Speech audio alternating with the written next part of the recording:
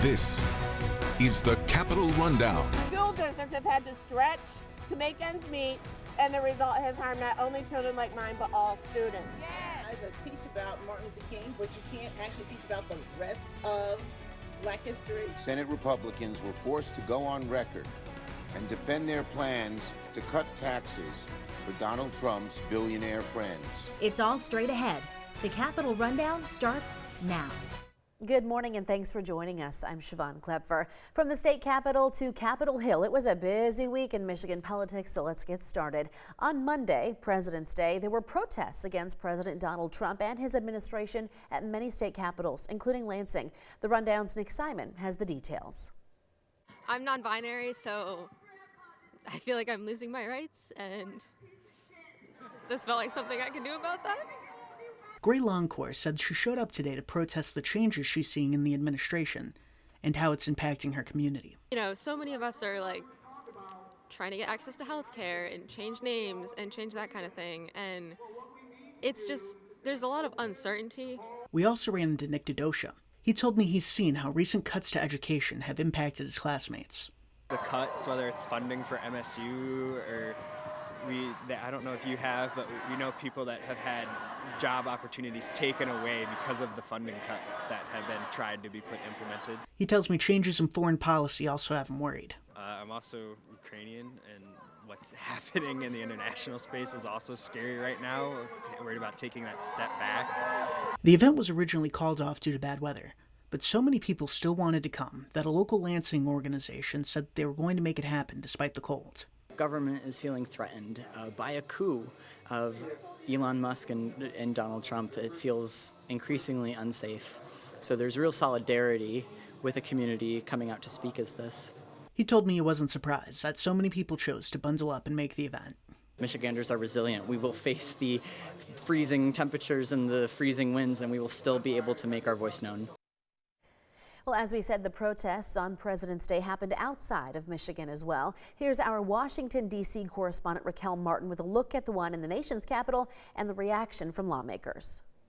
This President's Day, instead of honoring past presidents, hundreds of federal workers in Washington used the holiday to protest the current commander-in-chief. To support and defend the Constitution of the United States. Former and current civil servants say innocent people are being hurt by President Donald Trump and Elon Musk's efforts to shrink the size of government. And these are hardworking people doing things like bringing medicine to fight AIDS in Africa. U.S. aid workers were just the first of thousands of layoffs across nearly 24 agencies. Friday, the EPA cut roughly 500 jobs. And over the weekend, the Trump administration fired nearly 1,800 workers at the Department of Energy. The group included employees responsible for maintaining the nation's nuclear weapons stockpile. We're getting rid of all oversight. It's frightening. Federal workers I spoke to today tell me they're on edge. If they haven't been directly impacted by the job cuts, they fear they could be next. On ABC's This Week, Oklahoma Republican Senator Markwayne Mullin sympathized with workers. We hate that anybody's losing their job, but says the cuts are long overdue. The debt that we have in this country is not manageable, and it's becoming a national security risk. In the height of tax season, the IRS is poised to fire thousands of workers. Democrats are demanding the White House explain if any sensitive taxpayer information has been accessed illegally. In Washington, Raquel Martin. Up next, protesters are showing up at lawmakers' offices in Michigan. We'll tell you why and what they want when the Capitol Rundown returns.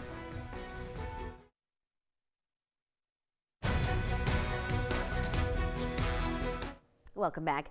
President Donald Trump has promised to shut down the Department of Education, and that's a goal shared by Congressman Tim Walberg of Michigan. But on Tuesday, dozens of protesters rallied outside of the Republicans' office, hoping Walberg will hear their message.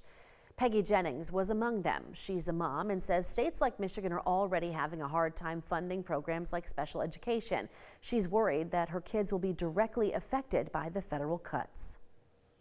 School districts have had to stretch to make ends meet, and the result has harmed not only children like mine, but all students. I am outraged at the very government that is supposed to protect children is instead to threaten their very future. There were also students at the protest. They described how the buildings where they're supposed to learn are falling apart without funding. They're also concerned about what the cuts will mean for scholarships. Tim, if you defund college loans like the Pell Grant, my college attendance will be at risk, and so will others who are struggling with financial support. The group also left a letter for Congressman Walberg, who was out of town at the time. People working at his office told reporters they were not taking questions. However, Walberg did respond in a written statement. He says he appreciates hearing from his constituents, but that he favors what he calls refocusing the Department of Education. The statement goes on to say, quote, "We will depower bureaucrats, cut red tape, and avoid rigid one-size-fits-all mandates that have led to plummeting test scores." President Trump held a Black History Month celebration at the White House on Thursday, but civil rights groups say it's at odds with his crusade to end diversity, equity, and inclusion programs, especially in schools. Our Raquel Martin is back with this story. Ending diversity, equity, and inclusion is a precondition of receiving federal funds. The White House is threatening to withhold funds from schools supporting DEI. In a recent memo, the Department of Education gave K-12 schools 2 weeks to scrap race-based admissions, hiring, scholarships, or graduation ceremonies. The administration is actually just really going rogue. Civil rights groups say anti-DEI policies are an attempt to erase Black history. Black History Month. Thursday, the president pushed back against the narrative. He hosted a Black History Month celebration at the White House. We pay tribute to the generations of Black legends, champions, warriors. Demetria McCain is an attorney with the Legal Defense Fund, the same firm that fought and won Brown versus Board of Education, which desegregated schools. Do you think they can have it both ways? Can they elevate the Black community in this country while also enacting some of these policies?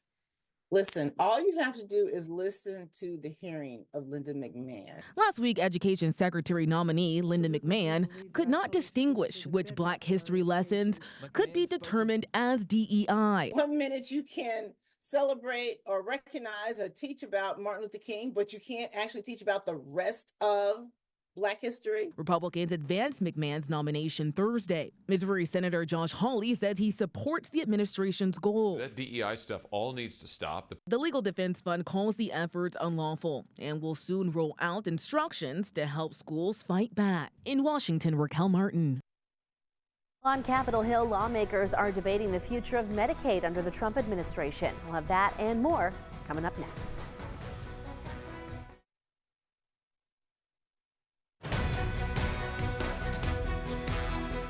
Welcome back.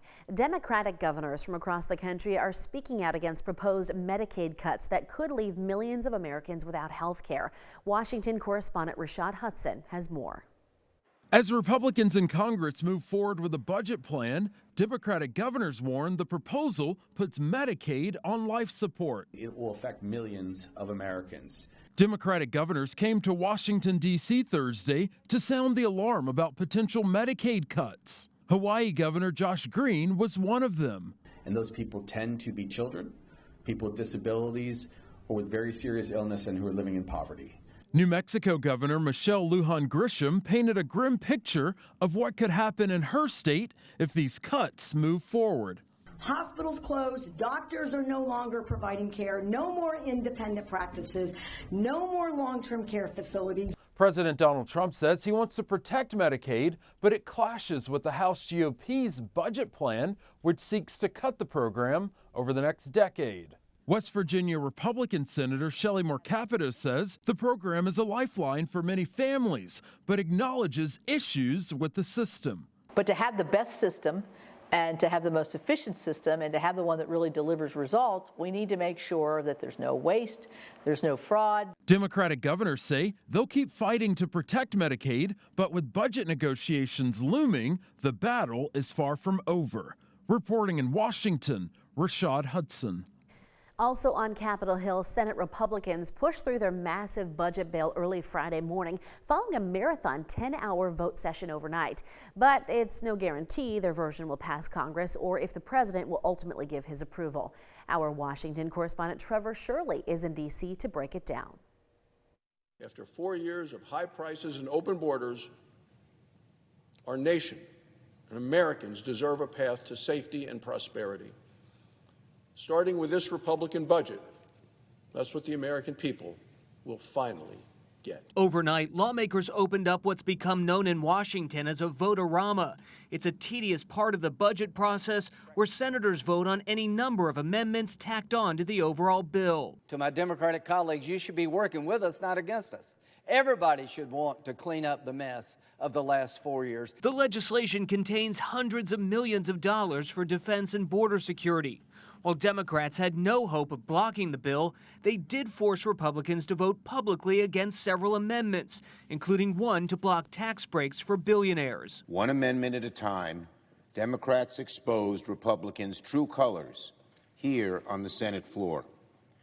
For the first time this year, Senate Republicans were forced to go on record and defend their plans to cut taxes for Donald Trump's billionaire friends. While the Senate passed its version, the House is working on a separate bill, one that President Donald Trump said he prefers. It's going to be a big, beautiful bill, and it has to be by necessity because that gives us the highest probability of success. Senate Republicans, though, took passing their version as a first step towards enacting the president's agenda. Federal government is too big. It spends too much. Republicans will end this wasteful Washington spending. We will get America back on track. Well, still to come, more battles over budgets, this time in Lansing. We'll get the inside scoop when the rundown returns.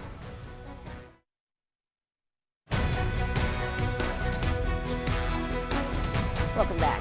A new state law dealing with tipped minimum wage that took effect briefly on Friday at midnight was then stopped hours later because of last-ditch efforts from the state legislature and the governor's signature. The legislation essentially hit the brakes on a brand new law that had planned to increase the state's tipped minimum wage to eventually equal the normal minimum wage, with the goal of eliminating the tipped wage system altogether.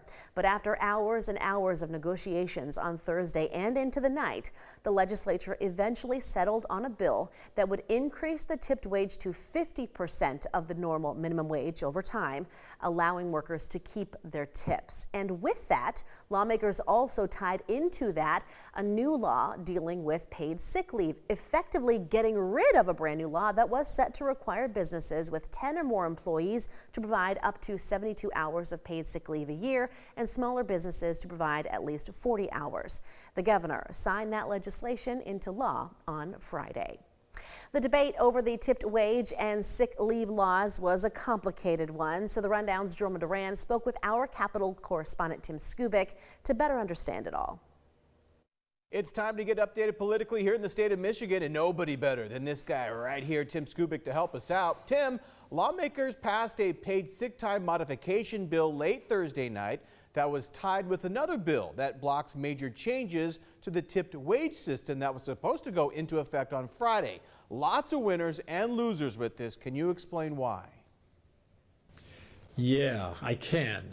First of all, kudos to the legislature for really doing their bipartisan work in a very positive way. There were disagreements. Organized labor on one side, another part of the labor on the other side, servers on one side, businesses on the other side, small business. I mean, there were so many moving parts.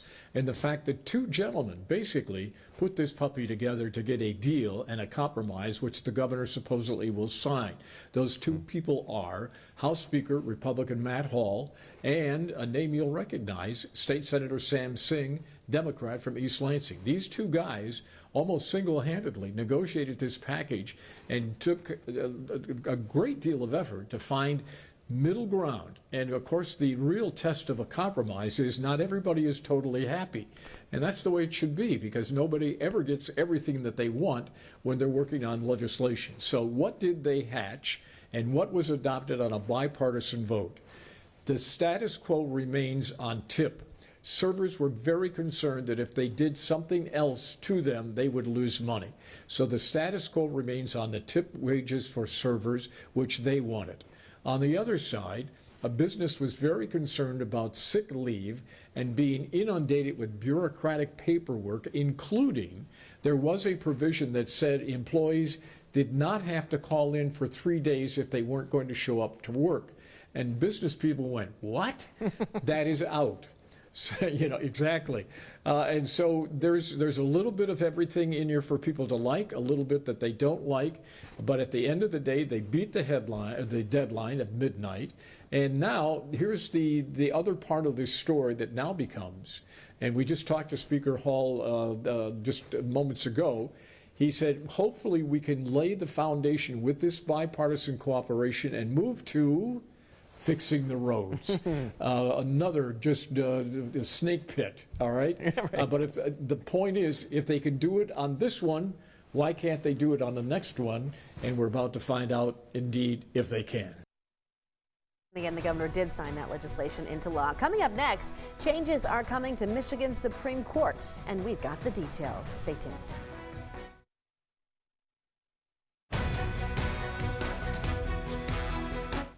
Michigan Supreme Court Chief Justice Elizabeth Clement announced on Wednesday she is going to step down from the court by April 30th.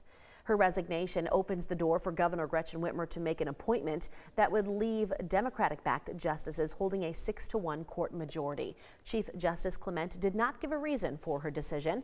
She was originally appointed to the court in 2017 by Republican Governor Rick Snyder.